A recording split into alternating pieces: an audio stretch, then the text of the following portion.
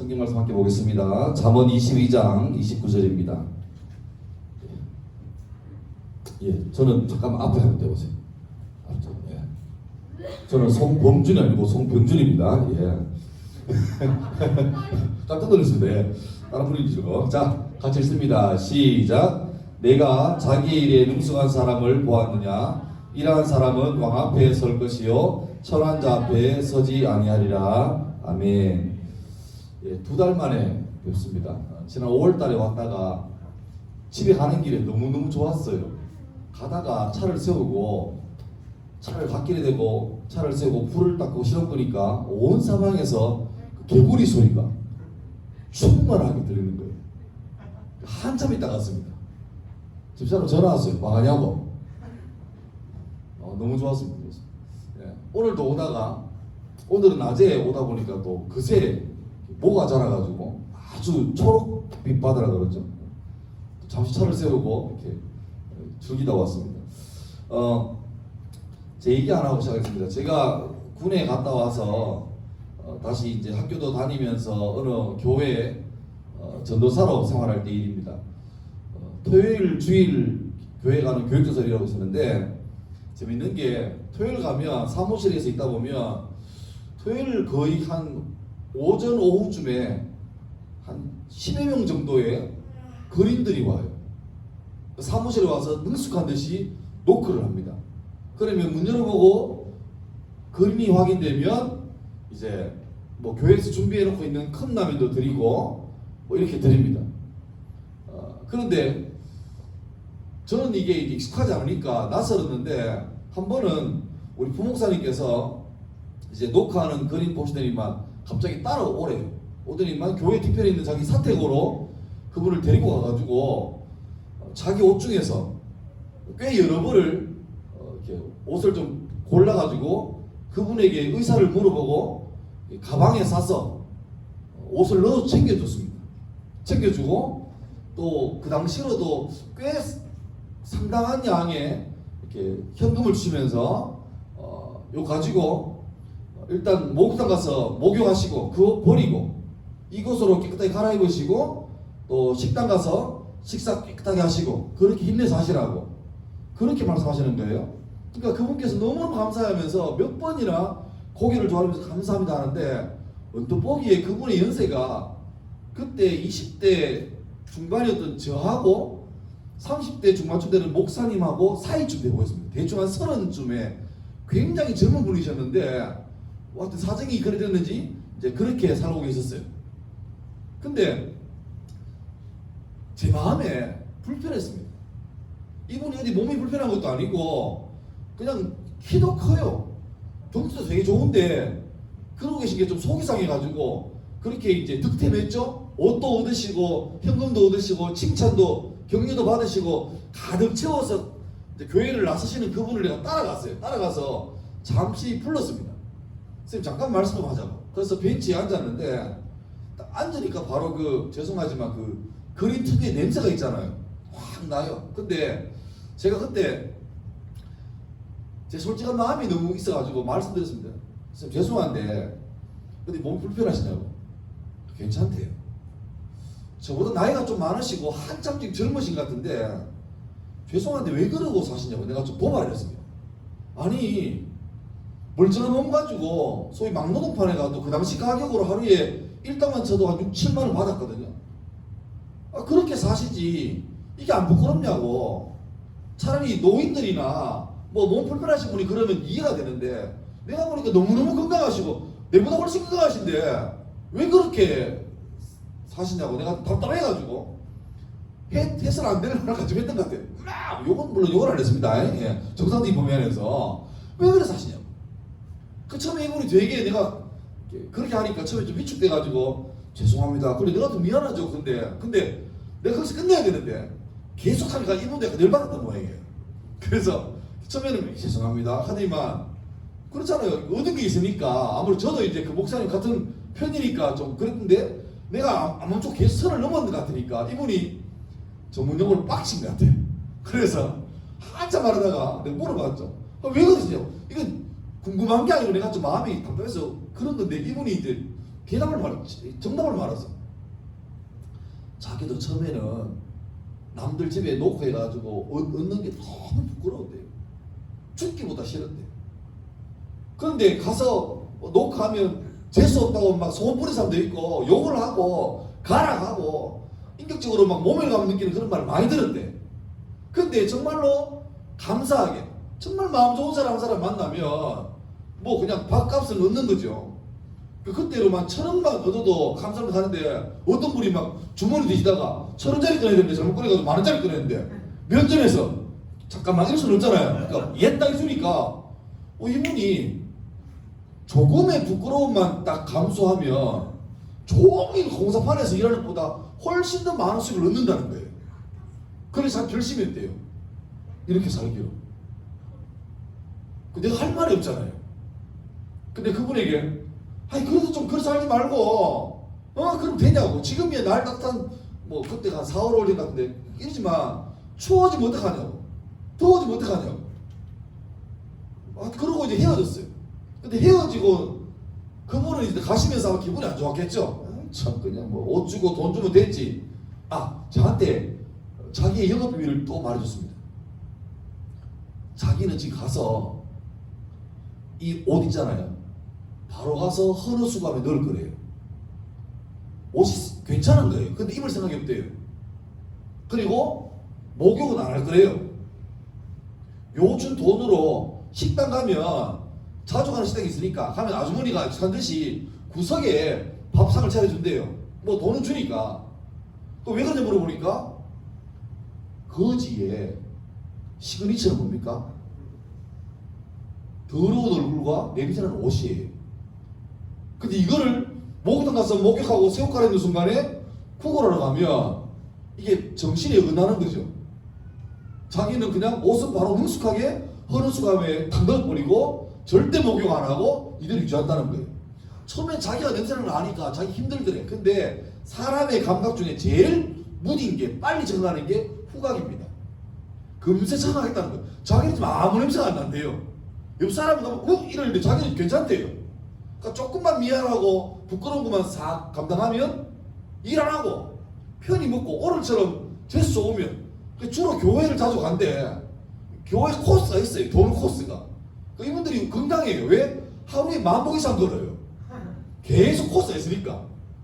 그리고 어떤 교회를 가면 컵라면을 준대. 이분들 가는 교회마다 컵라면을 넣는 거예요. 컵라면 부자예요. 어떡합니까? 컵라면 가지고 인기 가게 가서 컵라면을 줘요. 만약에 1,000원 하잖아요. 그럼 주고 800원 받아요. 왜? 컵라면 많으니까요. 그래서 또 어떤 분들은 또 술 좋아하시니까 컵라면을 2-3개 드리고 소주 한 병 받아 이렇게 다 마시는 거예요. 그러니까 이것도 교회가 아닌 듯 하니까 교회에서 그분들 오시면 라면 뜯어가지고 물 따라줍니다. 근데 그러면 이제 막 물 따라주지 말라고 하는데 물 따라드리면 에이 하면서 드세요. 그렇게 그들의 영업 노하우를 내가 다 듣고 그분은 가시고 내가 내 사무실로 오면서 든 생각이 그겁니다. 오늘 제목이에요. 저분은 프로다. 그러니까 저분은 거지로 대성할 뿐이다. 적어도 어중빙빙하게 할 게 없어 거지라는 이게 아니고 이분은 거지의 노하우를 다 아는 거예요. 아마추어 거지랑 급이다는 거지죠. 프로페셔널한 거지예요. 이분은 사나 죽으나 어떻게 해야 더 잘 구걸할지, 어떻게 해야 선한 사람들의 마음을 잘 자극해서 더 많은 돈을 얻어낼지에 대해서 아주 스킬이 있는 분이죠. 그러니까 사명감도 있고 전문성도 있어요. 오늘 우리 본문 한번 떼줄래요? 이름 바꿨네요. 센스 쩝니다. 예. 다시 본문을 바뀌었는데? 자, 보세요. 내가 자기 일에 능숙한 사람을 보았냐? 이게 오늘 핵심이에요. 자기 일에 능숙한 사람. 이 사람이 누군지 모르겠는데 그 사람은 왕 앞에 설 것이고 천하자 앞에 안 선다. 이 말은 우리말로 한번 보겠습니까? 이 사람은 성공한다는 거예요. 자기랑 노는 사람이 왕이나 귀족이나 이런 사람들은 놀고 천한 사람하고는 아예 유가 다르대요. 그 사람 비밀이 뭐냐? 자기 일에 능숙한 사람. 2가지 나오죠. 첫 번째, 자기 일이 뭔 줄 알아야 됩니다. 이걸 다른 말로 말하면 미션이죠. 미션, 사명감. 자기의 일. 그 다음 자기 일을 아는데 실력이 없으면 안 돼요. 뭐가 필요하죠? 자기의 일에 능숙한 사람, 스킬풀한 사람. 지금 삼성 라이온즈가 11연패 하고 있습니다. 말도 안 되는 짓이에요. 더 열받는 거는 아니 절대 절값이라도 이럴 때 프로세스는 뭡니까? 자기 직업이에요, 직업. 그 요금 내고 오시는 수천 명 수만 명 앞에 지더라도 할 만큼 하고 오셔야 되는데 무력하게 뺐다면 못이 들고 아웃되니까 괜히 투수 꼬라보고 나오는 거. 그게 우리가 무슨 위로가 돼요? 땅볼 치더라도 죽도록 달려가 슬라이딩 해보고 감독 나가지고 막 심판한테 막 이게 스트라이크야 하고 대장 이렇게 돼야 뭐가 끌어오르는데 저도 최선을 다하겠습니다. 와, 이 참 아쉽죠. 그러니까 프로라는 사람은 적어도 그 일 앞에 자기 일이 뭔지 알고 능숙한 사람이에요. 예. 그러니까 안 되면 그 때려쳐야 되는 건데 삼성 이제 하지 말고 사성을 하든지 이래야 되는데 답답합니다.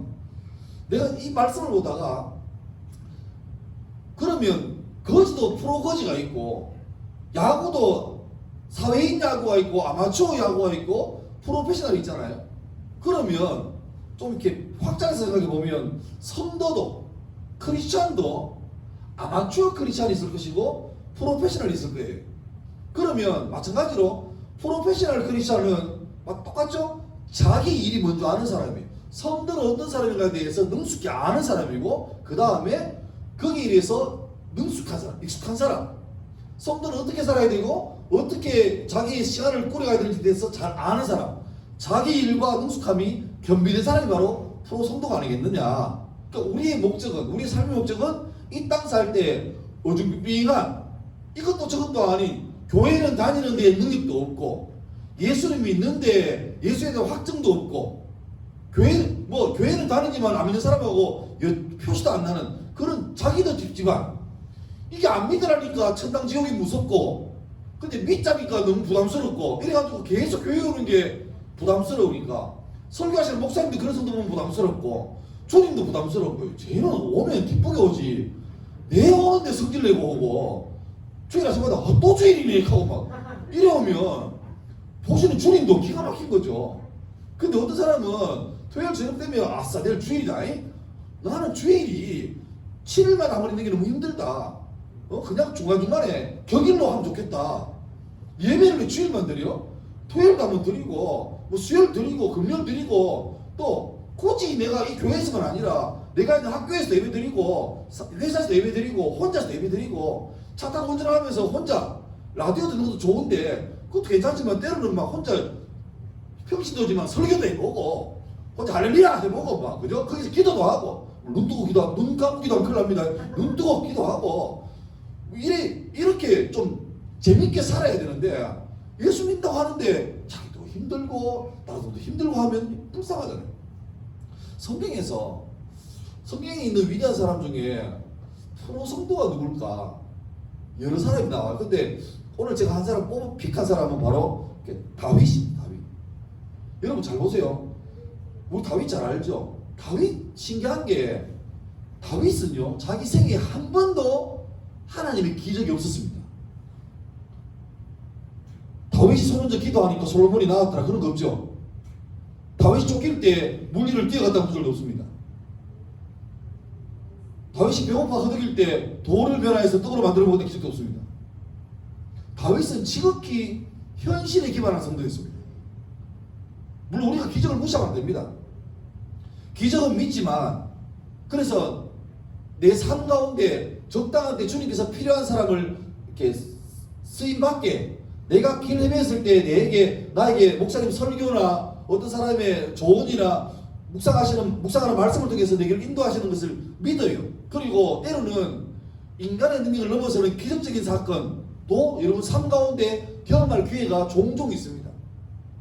뭐 저도 그런 경험 몇 번 있고요. 그런데 이게 기적이 일상처럼 벌어지지 않고 말 그대로 기적은 기적입니다. 어쩌면 다윗 생애에도 기적은 있었겠죠. 하나님 내일 내가 양을 먹이러 가야 되는데 비가 오면 안 됩니다. 지금 우기인데 내일 하루만 좀 비를 멈추면 안 되겠습니까? 그렇게 말했더니만 비가 멈췄더라. 그런 기적이 있을 수 있겠죠. 근데 성경 기록은 없습니다. 그러니까 다윗 삶에 없지 않았겠지만 적어도 기록에는 안 나와 있어요. 안 나와 있어요. 출신도 평범합니다. 이세라는 사람 집에 막내 아들로 태어났고 베들레헴이라는 큰 예루살렘 도시 옆에 있는 조그마한 동네에서 태어났습니다. 그의 삶도 특별하지 않았습니다. 한 번은 자기 가문에 놀라운 일이 벌어졌죠.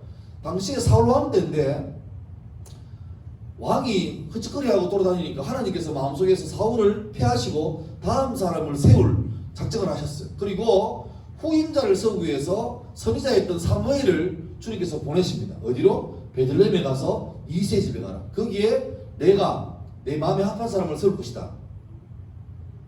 사무엘은 마지막 사사이자 첫 선지자고 왕보다 못했으면 못하지, 이렇게 더 좋으면 좋았지 못하지 않은 그런 모든 국민에게 정치적인 사울왕은 있지만 사무엘은 존경받는 하나님의 사람으로 인정받고 공인받는 사람이었습니다. 그의 행보 하나하나가 이슈가 됐고 그가 하는 말 한마디 한마디가 인터넷도 없고 신문도 없었지만 사람의 귀를 통해서 다 흘러갈 정도로 아주 이슈 메이커죠. 근데 이 사람이 예루살렘을 떠나서 왕이 있는 예루살렘을 떠나서 시골이었던 베들레헴으로 왔어요. 그것도 뉴스죠. 근데 그 예루살렘에 있던 이새의 집에 와서 이새에게 말하기를 네 아들들을 내게 한번 데리고 와봐라. 하나님께서 마음에 한 자를 기름 부으시겠단다.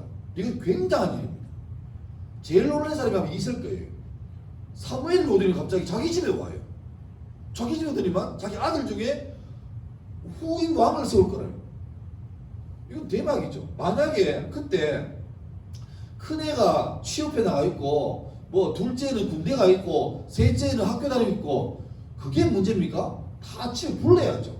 직장 하루 휴가 내라 그러고 학교 강제로 끌어내 와야죠.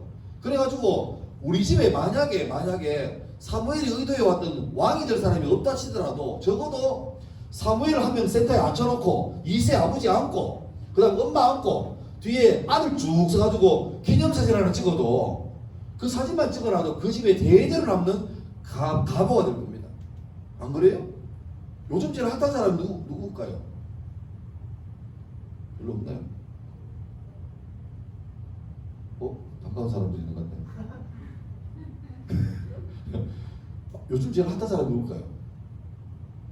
제일 보고 싶은 사람 누구고? 누가 있을까요? 생각이 안 나네. 임영웅 같다. 임영웅 좋아하시는 분이 잘 없는 것 같은데 댓글도 사랑하는 분이 많죠. 누구요? 예. 지금 공차고 있겠네, 그죠? 잘할 거예요. 손흥민이가 이 교회에 만약 갈등 집회하러 와요. 손흥민이 크리스찬인지는 모르겠어요. 근데 가끔씩 기도하긴 하는데 근데 와요. 왔으면 여러분 그가 전하는 간증 하나도 귀하겠지만 우리의 속마음은 뭡니까? 그럼 마치고 나갈 때 사인을 하나 받든지 아니면 인증사진을 찍는 게 최고예요. 제일 유리한 사람 누굴까요? 목사님이지. 목사님이지. 그죠? 올 때는 성의차 안 들고 오고 다 축구공 들고 올걸요? 그 차는 거 말고 새 거. 사인 받으면 대박이잖아요. 그 사인 받은 거가 축구합니까? 그 모셔놓는 겁니다. 전시용, 기피용입니다. 예전에 제가 어느 집회 갔더니만 그 누구 강균성이라고 있죠. 그 뭐 가수도 하고 하는 사람. 그 사람이 이렇게 먼저 제 앞에 이렇게 뭐 간증하고 제가 뒤에 설교하는 시간이었어요. 그 교회에서 이제 그 목사님 담임 목사님하고 강균성 씨하고 내하고 이래 있으니까 사진을 저도 찍었어요. 강균성 씨하고 찍으니까 저는 오지게가 안 돼요. 제 얼굴은 그대로인데 그분 때문에 내가 상대적으로 이렇게 약해지는. 근데 그 목사님 방에 3명이 있었는데 갑자기 목사님한테 전화를 해요. 하는데 잠시 뒤에 누가 와요. 누가 왔게요? 목사님 딸, 대학생 딸 와가지고 같이 사진 찍고 대학생 딸이 사귀는 남친이 있었는데 3명이나 강규성 가운데 있고 목사님 딸 예인이 가지고 찍고 이래 있어요. 그 속으로 야 이걸 밖에 예배당에 있는 수백 명의 사람들 중에 누가 강규성하고 사진 찍지 않고 싶겠습니까? 근데 그 사람은 잘 뭐 시간도 없죠, 그죠? 근데 찍는 거예요. 그 손흥민이가 이 교회인데 해도 여러분 아무도 모르게 조용하게 했습니까? 이 가야 있는 곳곳에 다 월클 손흥민 가야교회 방문 간증 집회 와 보라 뭐 그거죠? 그가 임했네. 뭐 EPL 득점왕 축 합천 방문. 그 소리 들으면 주일날 집회하는데 막 위원장도 오고 그죠? 근데 또 소식 듣고 군수도 와가지고 뭐 인사하고 막 국회의원도 와서 국회의원입니다 하고 별거 다 할 거예요. 온갖 사람 뭐 새마을협회 회장 무슨 바르게 살기 운동협회 라이온스 클럽 나와가지고 쭉 써가지고 그럴 거예요. 그거 당연한 겁니다. 그런데 당시의 사무엘은 손흥민 아니에요. 넘어요. 손흥민 끝보다 훨씬 넘는 사람이에요. 대통령보다 더 위대한 사람이에요. 그분이 오시는 거예요.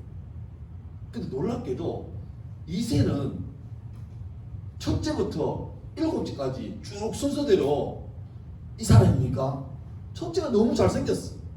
그래서 사무엘이 이 사람인가 보다 해서 하려니까 하나님께서 결제를 안 해요.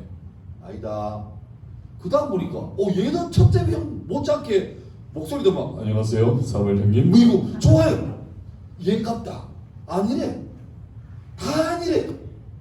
일곱째까지 봤는데 하나님이 응답이 안 해. 끝났어요. 그래서 묻습니다. 혹시 아들 답니까? 하니까 그때 이세가 놀라운 말합니다. 아직 막내가 있긴 한데 지금 덜해서 양치입니다. 놀랍지 않아요? 자기 집에 손흥민이가 아니고 사무엘이 오는데 분명히 말했겠죠. 아들 중에 한 명한테 기름 부을 테니까 준비하고 있으라고. 근데 이세 아버지 마음속에 다윗은요 예선 탈락입니다. 니는 그냥 야 바쁘 니가 해 니가 길자리가 아니야. 넌 양치고 있어. 아버지 마음에 기대도 없었어요. 그 뒤늦게 연락 가가지고 다윗이 양치다가 땀에 쩔어가가지고 왜 아버지? 하니까 사무엘 볼 때도 별로 아닌 것 같아. 그냥 애가 조그만하고 애고 막 냄새들 하고. 근데 하나님 오더가 떨어지는 거예요. 얘다. 다윗은 그런 사람이었어. 그리고 우리가 생각할 때 다윗 그러면 떠오르는 직업이 많잖아요. 뭐 왕도 되고 장군도 되고 뭐 많은데 그 중에 대표적인 이미지가 그죠. 목자. 그러니까 다윗이 쓴 시가 너무너무 유명하다. 영국의 대문호였던 셰익스피어라는 사람이 어느 사람을 얘기할 때 당신은 이미 작가로서 모든 걸 다 이루었다. 혹시나 당신에게 그 위시리스트가 있냐, 버킷리스트가 있냐 물으니까 그 셰익스피어 이런 말합니다. 나는 너무 열등감이 있다. 내 평생에 10편, 24편 같은 시 그거 하나 써보고 죽는 게 소원인데 난 택도 없다. 안 되더라. 그 누가 썼어요? 다윗이. 여호와는 나의 목자시니 내게 부족함없습니다. 근데 우리 다윗 생각할 때 늘 목자 생각하고 우리 기준에서 이렇게 생각합니다. 대관령의 양떼 목장, 사명 목장 생각을 해요. 일단 완만한 언덕에 바람 불면 눕는 풀은 녹색 풀이 가득하니까 양들이 편의점이야. 이 풀 먹다가 저 풀 먹다가 가서 물 한잔 하고 다시 와서 풀 먹다가 3시간 자고 일나가 풀 먹다가 집에 퇴근해요. 목자는 뭐합니까? 항상 그 언덕에 가면 야트막한 언덕 센터에 뭐가 있습니까? 뭐 어떻게 알죠? 아름드리 나무가 있고 이 나무가 완만하게 기울어져 있습니다. 앞에 시내가 흐르고 양 3마리가 김양, 이양, 박양이 한가롭게 뜯고 있어요. 그러니까 목자는 뭐 하죠? 누워서 약간 엎드려서 뭐 합니까? 귀타르죠. 거기서 음감을 떠올리는 거죠. 여호와는 오케이 C코드 나의 F 목자신이 G 7 이렇게 그래가지고 목가지기 분위기에서 때로는 막 피리도 불고 하프도 켜고 그런 아주 여유 있고 풍성한 그걸 생각해요. 다윗도 뭐 양을 칠 때 이렇게 골아가지고 이게 아니고 아주 잘 먹고 살잖아. 유들유들하고 양 키우다가 저녁에는 양고기 먹고 이렇게 그죠? 그 생각하죠. 근데 그건 우리나라 먹고 있어요. 우리나라에 대관령 있는 삼양목장, 양떼목장은요 저거는 양들이 게을러 터졌어요. 왜? 천적이 없잖아요. 주변에 누가 많아요? 사람이 제일 많아요. 애들 풀 뜯어가지고 이거 먹어 하면 양들이요 그거 싫어요. 왜? 옆에 좋은 풀이 흩어졌는데 그걸 왜 먹어요 그거를. 근데 자기도 아니까 팬 서비스로 먹어줘요. 얘도 안 먹어줄게 하면 애가 우와 먹었어 내 팔도 먹었어 하고 좋아합니다. 그래서 하는 거예요. 겨울에는 춥죠 거기는. 근데 목자들이 수입해온 그 건초가 있잖아요. 그걸 다 깔아줘요. 그러니까 막 여유가 있어. 그게 우리나라야 이게. 살이 들쪄가지고 가끔 굴러다니고 그러잖아요. 근데 이 동네에 가면 일단 여러분 우리하고 급이 달라요. 제가 월드컵이 열렸던 2002년도에 가을에 이 중동 지역을 한 보름 정도 갔다 온 일이 있습니다. 참 좋은 기회였어요. 고속도로를 쭉 가는데 옆에 다 유대 산지 광야입니다. 근데 그 나무 하나 없고 그냥 갈색 먼지 바람 부는 거기에 마치 짝대기로 이래 막 난잡하게 끄는 것처럼 그런 줄이 있어요. 이 가이드가 물어요. 저 줄이 뭔지 압니까? 어떻게 알아요? 뭐냐니까 양이 지나간 흔적이래요. 그러니까 양은 아주 시력이 나쁘대요. 그러니까 양은 진화론적으로 존재할 수 없는 동물이에요. 날개가 있나요? 독이 있나요? 발톱이 날카로워요? 뭐 보호색이 있어요? 아무것도 없어요. 그리고 너무 늙기도 늦고 살은 많고 시각이 굉장히 안 좋아요. 그래서 양들이 일단 그리고 거기는 풀이었기 때문에 목자들이 풀 것도 안 한 풀 있잖아요. 막 나무 껍데기 이런 거. 그러니까 양은 보이는 대로 막 먹어요. 먹다가 목자가 정리해가지고 가자 그러면 그 목자 음성을 듣고 안 보이니까 찾다가 목자 찾으면 거의 목자 엉덩이에 머리를 박고 움직여요. 가면 뒤에 양이 안 보이니까 또 찾아가지고 그러니까 자연스럽게 소타기 말타기처럼 되는 거예요. 쭉 일렬로. 그래서 목자가 가는 대로 따라가요. 그러니까 목자 가다가 하고 가면 또 쭉 다 가고. 그러니까 양 뭐 몇십 마리 몇백 마리가 지나가니까 이렇게 발자국처럼 길이 남는 거죠. 그러니까 보세요. 기가 막힌 게 성경에 잃어버린 한 마리 양 나오죠. 100마리 중에서. 그럼 답이 나오는 거예요. 그 농띠치다가 길 잃어버린 양은 몇 번째 양일까요? 어렵나요 이게? 100번째예요. 구별합니다. 만약에 한 3번째 양이 따라가지 말까? 옆으로 가? 이랬으면 그날 우리의 들어간 양은 2마리밖에 없습니다. 3번째부터 97마리가 다 처박혀 있습니다. 근데 제일 늦게 뭐 하라 하면 에이 적당하지 뭐 이러다가 어느 순간 이제 가야 된다 싶은데 어디선가 양들이 움직이는 발자국 들리는데 안 보여요. 급해서 막 돌아다니다가 어디 처박혀가지고 끝난 거죠. 제일 끝자리에. 그러니까 여러분 그런데 교회 다니면서 뭐 성경 말씀 보면서 어떤 은혜가 임하고 어떤 양한테 메시지가 주면 일단 접수한 다음에 바로 행해야 되는데 꼭 이거를 킵해놓고 지금 힘들고 나중에 때 되면 하지 그러다가는 실패합니다. 그러니까 순종은 바로바로 해야 돼요. 바로바로 묵혀놓으면 반드시 우리 마음속에 뭔가 들어가요. 이물질 들어가요. 예를 들면 내가 수입을 잡았는데 11조를 제일 먼저 떼야 이게 문제가 없는데 쓰다가 보니까 이게 급한 게 쓸 게 있어. 그러니까 처음부터 뗐으면 없으니까 괜찮은데 나중에 하려고 놔두면 이게 뭐 급하니까 먼저 땡겨 쓰고 싶어. 그래서 내 생각이 막 합리화하죠. 더 벌어가 나중에 같이 하자. 그러다 사고 치는 거예요. 그러니까 순종은 바로바로 하는 게 좋고 하나님 거는 최우선하는 게 아무 문제가 없는 거예요. 하여튼 그렇게 살았는데 그때 이스라엘 지기 목동은 목가지기 문제도 오는 게 아니고 양들이 산계에서 뜯고 있을 때 거기에 풀도 없지만 생태계에서 양 위에 있는 그러니까 곰이나 사자도 먹을 게 없어요. 그들한테 최고 좋은 양식은 바로 양이죠. 그러니까 양은 좋잖아요. 크기도 크고 고기도 많고. 그러니까 목자의 미션은 뭐냐니까 수시로 양들을 습격하는 곰이나 사자들을 막아내는 겁니다. 기타 치고 있다가 뭐 기타로 사자를 때립니까? 그런 게 안 되죠. 그러니까 막대기, 그다음 돌멩이, 물매 이런 것들 지참하고 있다가 감시하고 있다가 여차하게 들어오면 끝내야 되는데 문제는 뭐냐니까 우리가 잘못 알고 있는 게 우리 푸 때문에 망쳤어요. 곰이 그런 존재가 아닌데 이런 푸 생각하다가 만약에 뭐 지금 우리나라는 야생곰이 있긴 있지만 거의 없잖아요. 근데 혹시나 여기도 산이 높으니까 여러분 가다가 동네 야산에서 곰을 만났어요. 그럼 또 잘못 빼가지고 뭐 중고치기 엎드려 있으면요. 우리나라는 반달곰 뭐 그런 건 아닌데 뭐 이렇게 있잖아. 미국에 있는 큰 회색 곰이나 불곰들은 예민할 때 사람이 중고치기에 있으면 먹어요. 답이 없어요. 뛰면 곰 달리기 못할 것 같죠?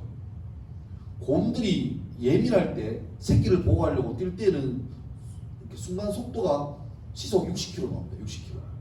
우사인 볼트가 100m를 10초로 끌으면 시속으로 환산하면 36km입니다.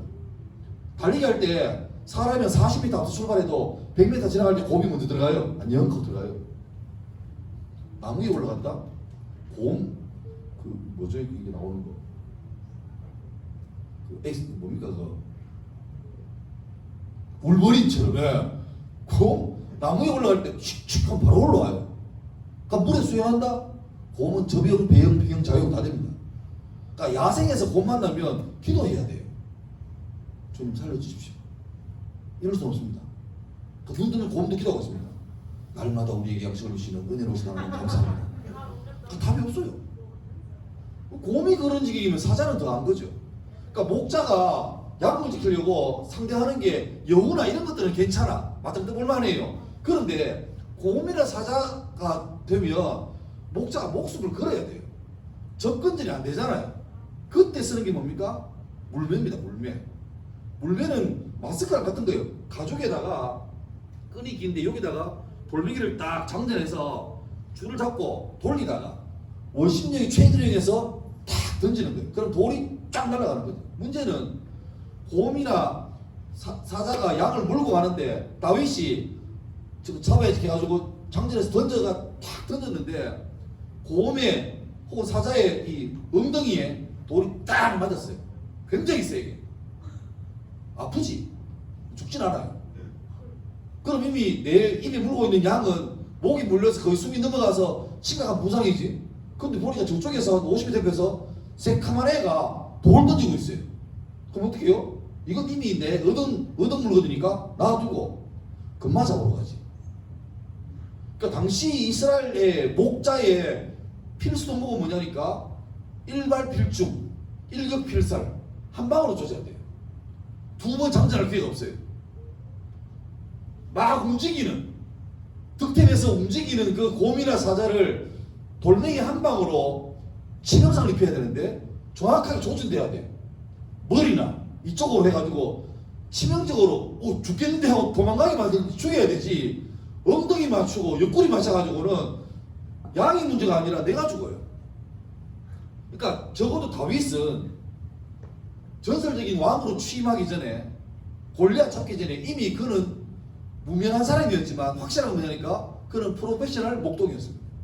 일격필살 돌멩이 하나만 딱 주면 물매에 딱 장전하면 손에 감이 오는 거지. 감이 오는 거지. 어느 속도로 어느 방향으로 바람이 분다. 바람은 극복하는 거다. 이거 뭐죠? 던지면 돌멩이가 막 이렇게 너클볼로 가서 막 일하자는 거죠. 그게 되는 거예요. 그러니까 그런 상황이 있다가 갑자기 형들 면회 갔다가 누굴 만납니까? 골리앗을 만나지.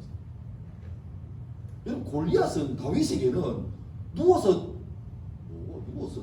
떡 먹기 침 뱉기 아니라 누워서 떡 먹기예요. 거저예요. 왜? 일단 얼마나 타켓이 커요.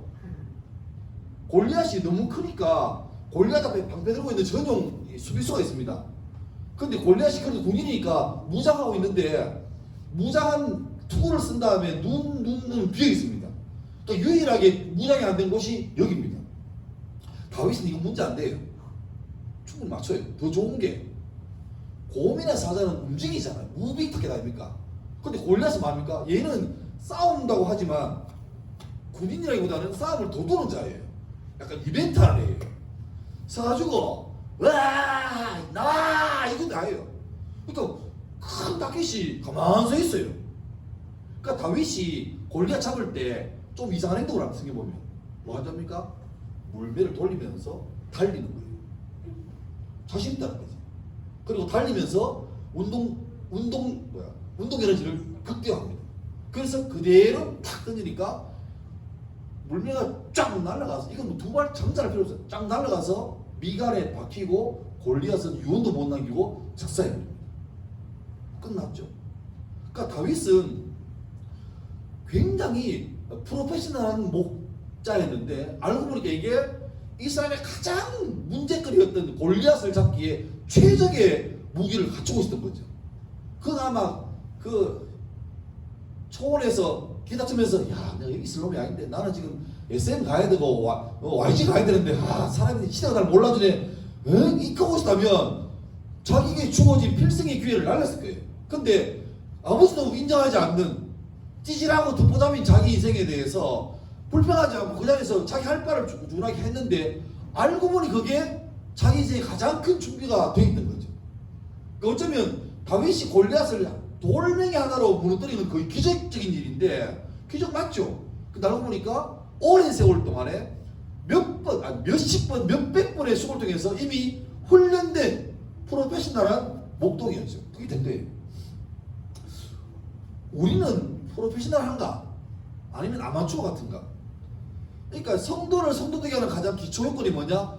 복음이에요. 복음. 여러분 복음을 모릅니까? 알아요.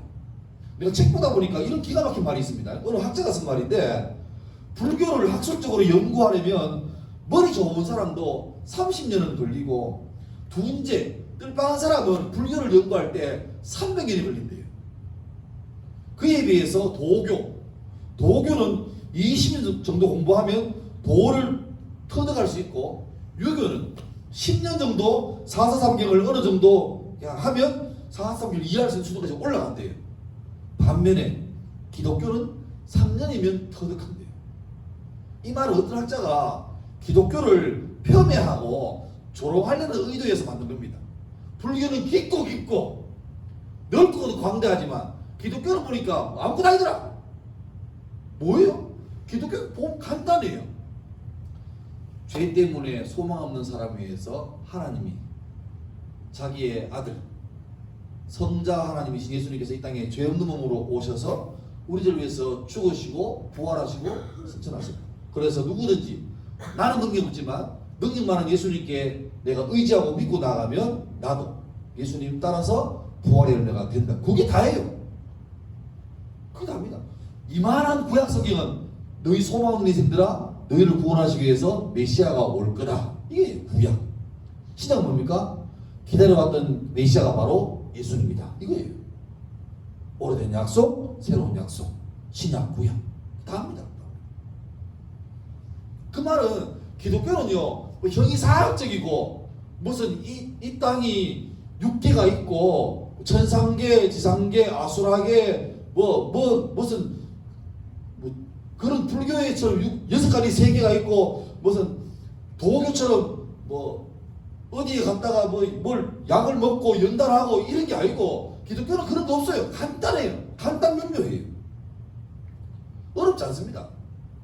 근데 문제는 복음적인 삶을 살지 못하는 게 문제가 있는 거죠. 그러니까 믿는 것하고 행하는 것하고가 일치가 안 되는 그걸 성경에서는 의외로 믿음이 없다고 말해요. 자 이제 성경 한 문제를 보겠습니다. 시편 78편 70절 71절 한번 시작.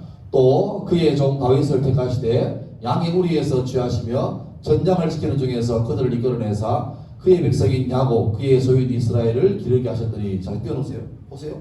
하나님이 다윗을 불렀대요. 어디에서 불렀대요?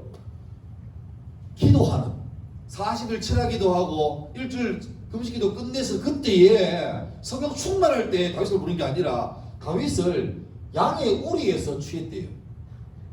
그 다음에 전장을 지키는 새끼 양 중에서 아이고 잘 살고 있나 아주 평범한 목동인 다윗이 자기 일상을 보내는 그 순간에 하나님께서 그 현장에서 자기 일을 열심히 하고 다윗을 불러 세웠대요. 그러니까 특별한 자리가 아니라 평범한 자리, 일상의 자리. 그 그리스 말에 시간을 말하는 단어가 2개 있습니다. 크로노스란 말하고 카이로스란 말. 우리 일반적으로 지금 8시 몇 분입니다 할 때 그 시간은 크로노스, 흐르는 시간. 그런데 여러분 우리가 여기까지 여러분 사시면서 뭐 짧게는 10몇 년 살고 많게는 뭐 한 40, 50년 살아온 시간 중에서 기억에 남는 순간이 있죠. 굉장히 인상적인 시간. 예를 들면 저는 작년 8월 25일 날 저희 어머니 돌아가셨습니다. 그 아침이 지금도 기억이 나요. 제가 어머니 마지막 임종이 가까워와서 막 호흡이 빨라지고 심장박동이 옅어지고 하는 그 순간을 지켜드렸는데 그 과정을 제가 폰으로 영상을 다 찍었습니다. 마지막 가시는 길. 근데 1년이 다 돼가는 지금도 그 영상을 못 보겠어요. 못 봤습니다. 볼 자신이 없어요. 나중돼가지고 내가 나중 돼서 볼 거예요. 근데 그 시간은 평범했던 다른 날과는 급이 다른 시간이죠. 그러니까 그냥 흘러가는 시간, 오늘 몇 교시인데 오늘 뭐 5교시에 뭐 하다 그거는 크로노스고 내게 의미 있는 순간, 낙심해서 생을 마감하려고 하는 순간에 어떤 사람의 위로를 받고 다시 생명의 소망을 얻는 그 시간, 내 사랑하는 어머니가 이 땅에 마지막 호흡을 거두시고 영원하시다는 그 시간, 그런 시간은 일상적인 시간이 아니라 의미 있는 시간이 되는 거죠. 되는 거예요. 하나 더 보겠습니다. 시편 81편. 예. 여호와 우리 주여, 주의 이름이 온 땅에 어찌 그리 아름다우니. 많이 본 말씀이죠. 이 다윗이십니다. 근데 보세요. 여기에 하나님의 영광이 어디까 그래요? 주님의 영광은 예배하는 가야교회당 안에 충만합니다.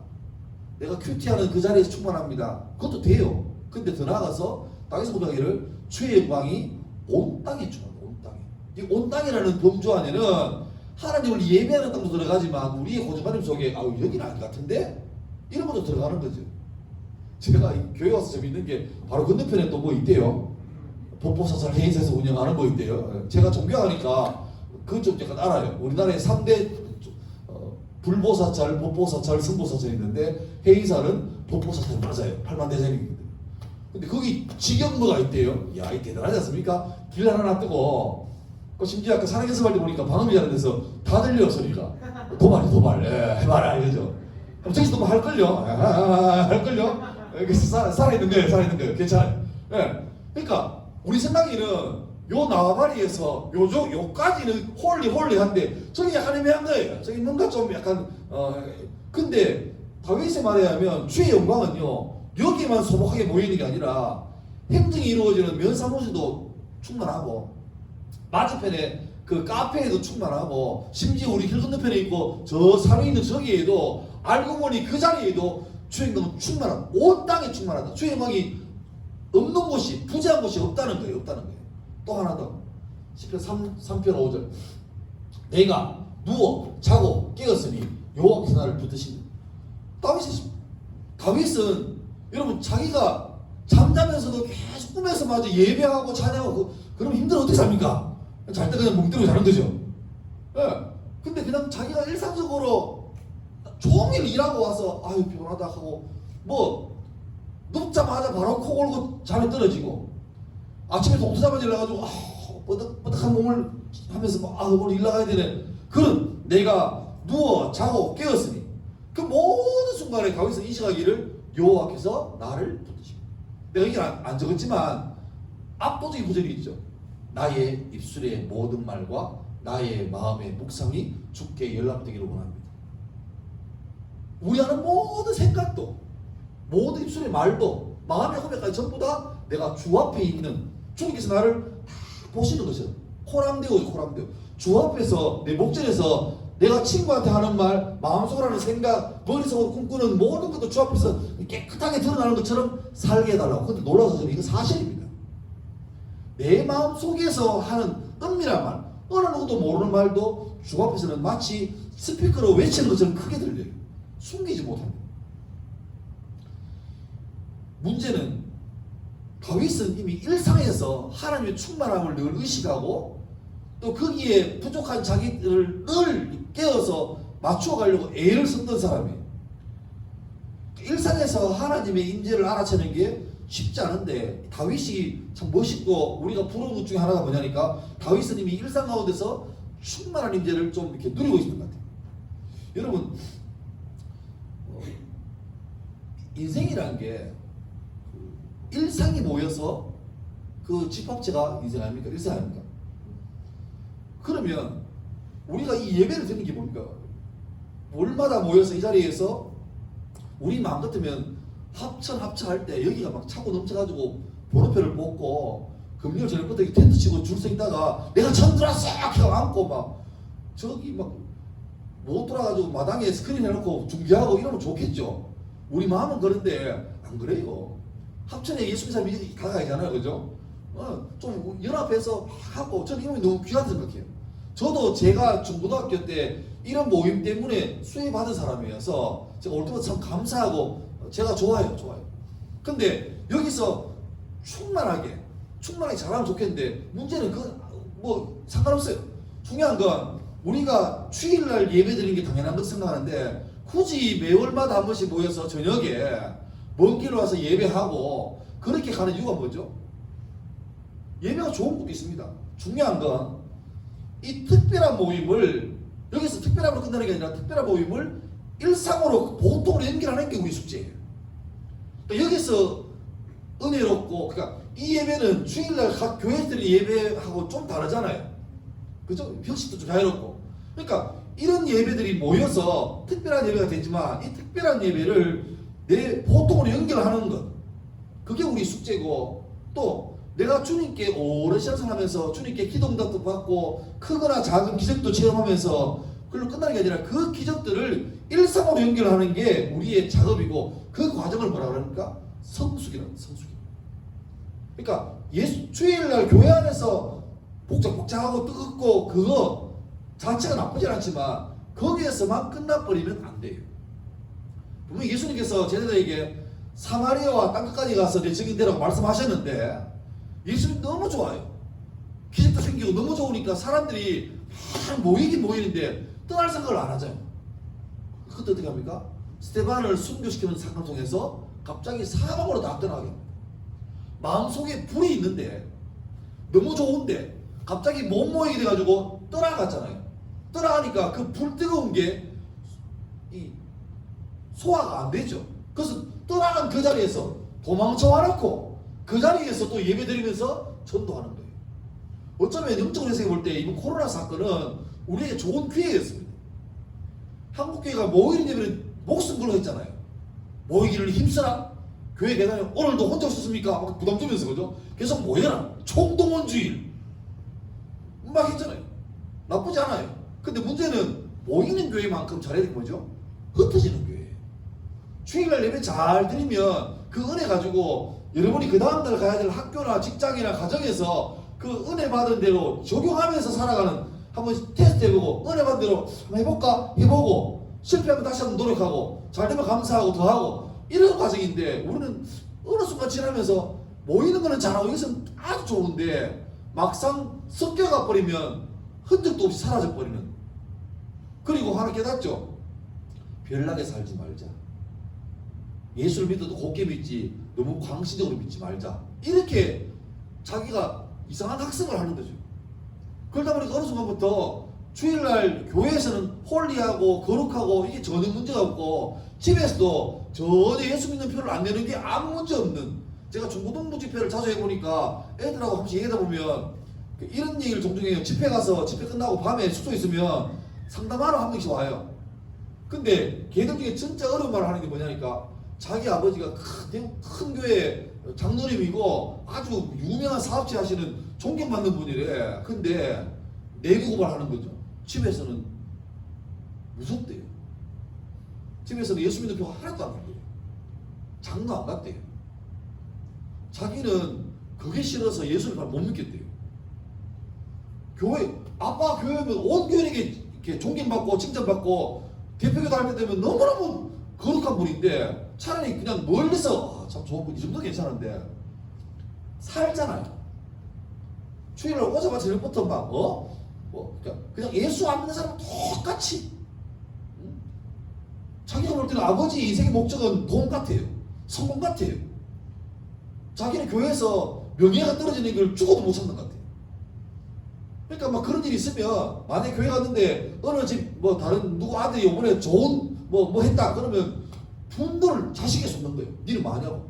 응? 내가 니를 학원에 안 보냈나? 공부를 시킨다. 뭐하냐고 막 혼낼 때 자기 마음속에 이게 너무 무서운 거죠. 무서운 거죠. 뭐 그런 말. 근데 그런 게 특별한 케이스가 아니라 굉장히 많아요. 더 놀라서 사실은 그렇게 잘하면 그 애들 상당수가 다 때가 되면 교회를 떠납니다. 그리고 안 떠난다 하더라도 나중 되면은 그런 사람도 닮아가는 게 많아요. 지금 우리 사는 시대를 포스트 모더니즘이라고 그러죠. 제일 중요한 특징이 뭐냐니까 자기중심이에요. 자기중심. 진리가 없다는 거예요. 엄마 아빠는, 할아버지 할머니는 예수 믿고 교회 다니고 충성했지만 내쯤 내려오니까 뭐 알아서 하지 뭐. 내가 알아서 뭐 그걸 강요하냐고. 그렇게 되는 분위기예요. 그러니까 성도라는 사람들이 외모를 예수님처럼 꾸미는 게 아니라 엄밀히 말하면 삶의 형식을 예수님 믿는 사람처럼 바꾸는 게 목적인데 뭐 그렇게 안 되면 약해지는 거죠. 있어빌리티라는 말 들어봤습니까? 있어빌리티. 있어 보인다는 말하고 어빌리티 합성합니다. 없는데 있어 보이게끔 하는 능력이에요. 모르는데 모르는 척 안 하고 맞다 그거 이런 게 중요한 건 지금을 사는 우리 어차피 저도 마찬가지로 우리 가운데 이 신앙적인 부분에 있어 있어빌리티가 너무 많아요. 안 믿는데 믿는 척, 안 사는데 사는 척, 회개 안 하지만 회개하는 척. 그러니까 이런 거 있잖아요. 죄송한데 주일날 대표에 가시는 분들 저도 모태 신앙이니까 얼마나 교회에서 짬밥이 많아요. 근데 놀랐던 건 이런 거예요. 오면 대표기도 중에 늘 당하는 게 뭘까? 회개죠, 회개. 근데 어느 순간 느낀 게 내용은 맞아요. 주여 지난주간도 우리가 알고 지은 죄 모르고 지은 죄를 다 용서하시고, 근데 어느 순간부터 이게 사극 같아요. 사극. 그 기도하신 분이 정말로 자기가 지난 한 주간 동안 대표기도 준비하면서 죄 안 지르고 애를 썼고, 안 지르고 애를 쓰지만 자기가 감독을 할 수 있는 넘어져가 죄를 지은 거 가지고 가슴 치면서 정말로 애쓰지만 또 실패해서 이게 절절한 고백인가. 근데 저거 내가 볼 때는 전혀 마음이 소울리스. 회개합니다. 사과도 합니다. 헌금합니다. 그 회개해요. 근데 전혀 거기에 영혼이 없는 것 같아요. 근데 간혹 어떤 분들은 기도할 때 그렇게 우세요. 그러니까 중간에 하나 말고 멈춰요. 그러면요 내용이 없잖아요. 한동안 멈춰요. 근데 여기저기에서 죄야 이게 나옵니다. 때로는 우리가 입술에 언어로 기도 하지 말고 멈추면 좋아요. 그러니까 확인해야겠죠. 그런데 그러려면 정말 그렇게 살려고 애를 쓰는 몸부림이 정도 있어야 되는데 어느 순간부터 그런 거 하나도 안 하고 교회 와가지고 내 기도가 하지 뭐 이렇게 되는 거예요. 제가 아는 어떤 교회는 그 강대상에 붙여놨대요. 대표기도 하시는 분이 다음 주일날 하루 7시간씩 기도 못하면 못 올라오게 해요. 하루 7시간 자는 것도 힘든데 자기는 업이 백수입니까? 업이 있잖아요. 근데 7시 기도를 못하면 못 올라오게 해요. 그러니까 그 교회 분이 그러니까 그 교회 기도 어떻게 했습니까? 설교하기 전에 기도해서 불이 떨어지는 거예요. 그러다는 거죠. 우리의 숙제는 내가 나 들어보니까 맞네. 어느 분이 그러는 이게 아니고 그거는 제일 최악이에요. 내 삶을 돌아보세요. 내 삶. 설교가 저도 마찬가지고 내 삶에 있어빌리티가 충만한 게 아닌지.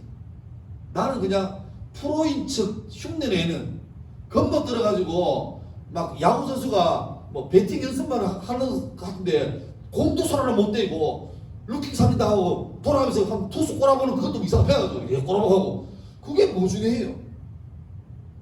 피나는 연습해가지고 공에 감이 오는 그렇게 돼야 되죠. 자, 말씀 마무리하겠습니다. 어떻게 하면 아마추어를 벗고 프로처럼 살까? 답은 뻔해요. 미리 말했지만 우리 모르지 않아요. 다 알아요. 복음과 유사한 삶에서 내 삶에서 복음과 유사한 삶에서 복음이 아닌 것을 빼내면 됩니다. 내 삶에서 아까 했던 것처럼 나의 마음의 묵상과 입술의 모든 말 중에서 주님이 안 기뻐하실 만한 것을 빼내면 돼요. 이미 더 할 건 없어요. 충분히 알아요. 여러분 몰라서 못하는 게 없습니다.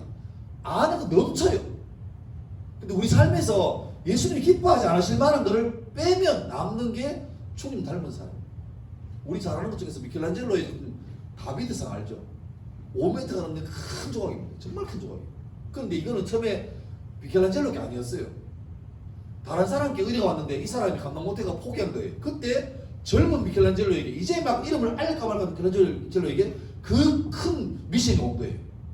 가보니까 건물 안에 꽉 찰 만한 정말 초고급 대리석이 정말 좋은 대리석이 딱 있는 거예요. 이제 여기서 네가 조각해라. 멋진 조각해라. 미켈란젤로 책임을 다 맡고 왔어요.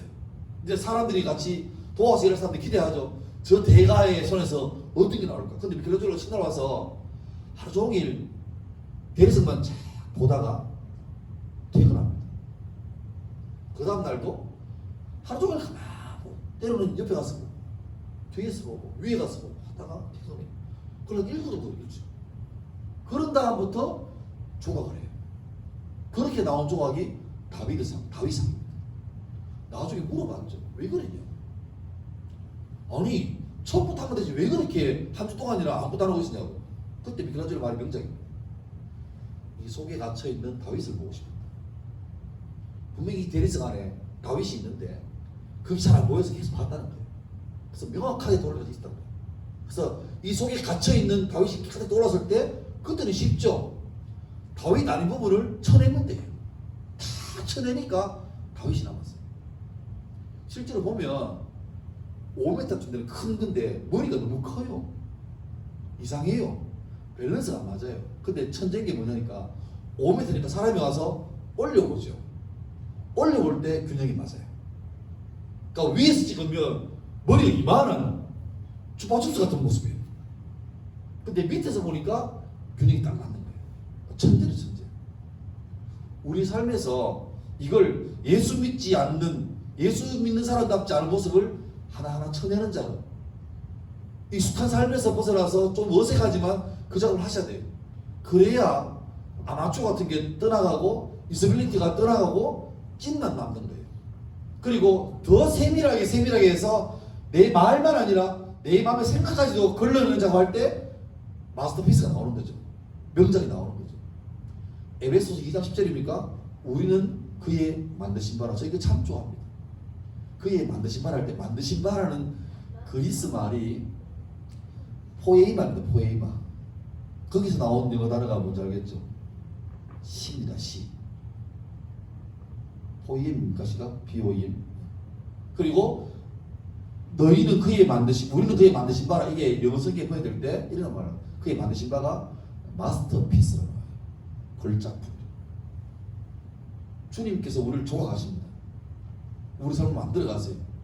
오늘도 저를 통해서 찬양하면서 기도하면서 내일도 각자 교회에서 시간 따르시는 말씀을 통해서 찬양하면서 우리에게 감동을 통해서 작업을 하시는 거예요. 그러면 우리는 뭐죠?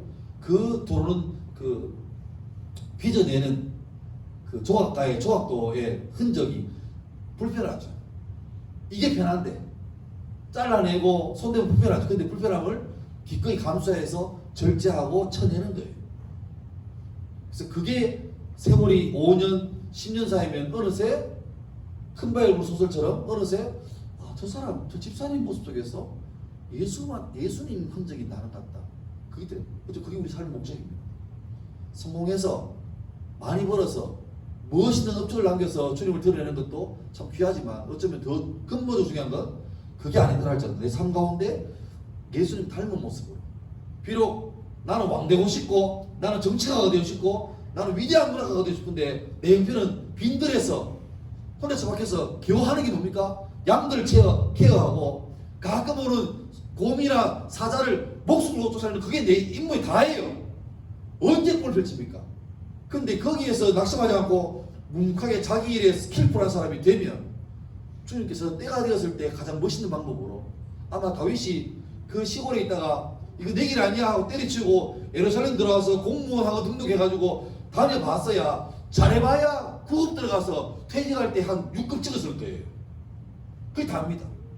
그런데 하나님의 계획은 내가 이해도 안 되고 알 수 없지만 그러나 그분을 신뢰하기 때문에 묵묵히 걸어가고 순종했더니만 주님은 그런 특징가 없죠. 바로 시골 공무원에서 바로 군사령관으로 왕으로 올라가는 거예요. 우리는 우리의 길을 따르는 게 아니라 주님의 법칙을 따르는 사람입니다. 우리 마음속에 우리 모든 삶 가운데 한번 사는 삶인데 이 삶을 어영부영하게 아까 말했지만 지옥 가는 게 무서워서 억지로 교회 오는데 이 교회 생활도 못 누리고 불편해하는 사람 되지 말고 예수를 믿되 찐으로 바로 믿고 교회 오는 게 정말 기쁨이고 예수 믿는 게 말씀 들으면 진짜로 내게 주시는 말씀으로 들려지는 수준까지 계속 자기를 닦아가서 내가 어떤 모습 할지라도 예수 믿는 그 즐거워하고 이렇게 참 누리고 하는 그런 모습을 잘 드러낼 수 있는 여러분들 수 있기를 주의 이름으로 축원합니다. 아멘. 우리 찬양하고 기도하겠습니다.